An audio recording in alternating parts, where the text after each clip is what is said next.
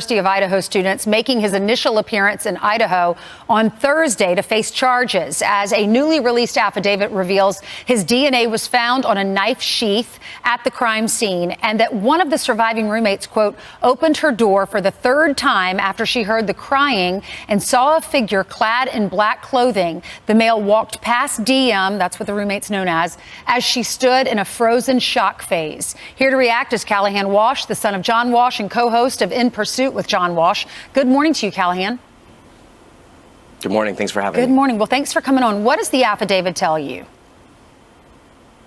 There's a lot of details in there that are coming out that we were unaware of just prior to this. A lot of important details, but a lot of bizarre details as well. I think what's important is that they were able to initially track and find out who the suspect was by the vehicle. They had used a lot of surveillance in and around that home to see that this car was coming in at these late hours and leaving the night of the murder. There's not a lot of cars coming in and out of that area at that time.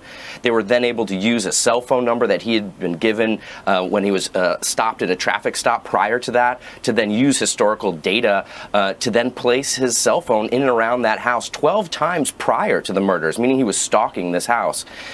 Then the information in the affidavit about one of the victims seeing him in the home, it's one more bizarre twist and one more bizarre piece of evidence in this already bizarre case.